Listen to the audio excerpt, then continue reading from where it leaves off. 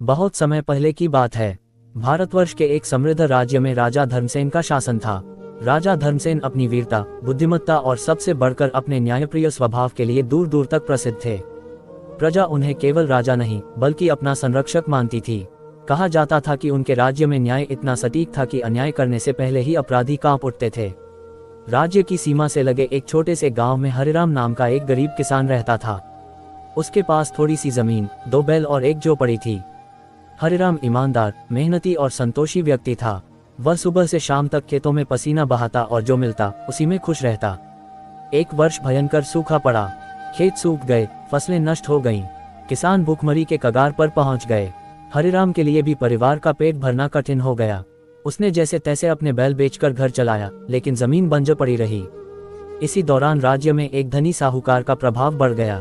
उसका नाम था लालचंद। वह किसानों को ऊंचे ब्याज पर कर्ज देता और समय पर न चुकाने पर उनकी जमीन हड़प लेता। लालचंद ने हरिराम को भी कर्ज देने का प्रस्ताव रखा। मजबूरी में हरिराम ने कुछ शर्तों पर कर्ज ले लिया, लेकिन दुर्भाग्यवश अगली फसल भी अच्छी नहीं हुई। समय पर कर्ज न चुका पाने के कारण लालचंद ने हरिराम की जमीन पर कब्जा कर लिया और उसे खेत से निकाल दिया। हरिराम ने बहुत विनती की, सेठ जी, मेरी जमीन ही मेरा जीवन है, थोड़ी मोहलत दे दीजिए। लेकिन लालचंद का हृदय पत्थर का था। उसने किसान की एक न सुनी। न्याय की आखिरी आशा लेकर हरिराम राजदरबार पहुंचा। यह उसके जीवन का पहला अवसर था जब वह महल की भव्यता देख रहा था।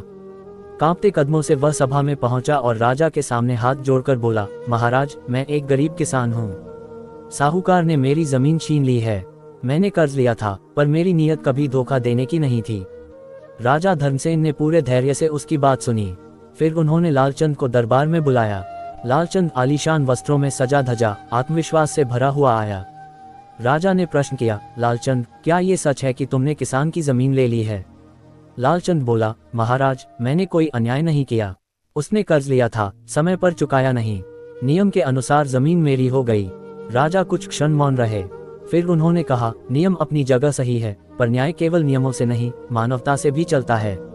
सभा में सन्नाटा छा गया। राजा ने एक अनोखा निर्णय लेने का निश्चय किया। उन्होंने दोनों को अगले दिन फिर दरबार में आने का आदेश दिया। अगले दिन राजा स्वयं साधारण वस्त्रों में दरबार आए। उन्होंने घोषणा की, आज इस मुकदमे का फैसला अलग तरीके से होगा। राजा ने आदेश दिया कि हरिराम की जमीन पर सभी दरबारी, मंत्री, लालचंद और स्वयं राजा जाएंगे। सब लोग खेत पहुंचे। सूखी, फटी हुई जमीन देखकर सबको किसान की स्थिति का अंदाजा हो गया। राजा ने कहा, लालचंद, यदि यह जमीन वास्तव में तुम्हारी है तो बताओ, इस खेत की मिट्टी कैसी है? इसमें कौन सी फसल अच्छी होती है? कितनी मेहनत लगती है? लालचंद निरुत्तर हो गया। उसे जमीन से कोई सरोकार नहीं था, वह केवल कागजों का मालिक था। फिर राजा ने हरिराम से वही प्रश्न किए। हरिराम ने मिट्टी को हाथ में लेकर बताया, महाराज, ये दोमट मिट्टी है। इसमें बाजरा और ज्वार अच्छी होती है। बारिश कम हो तो भी ये किसान को धोखा नहीं देती, बस उसे भी पूरा श्रम चाहिए। राजा के चेहरे पर हल्की मुस्कान आ गई। राजा ने आगे कहा, अब अंतिम निर्णय सुनो। जमीन उस व्यक्ति की मानी जाएगी जो इसे पालता है, न कि उसका जो केवल उससे लाभ कमाता है।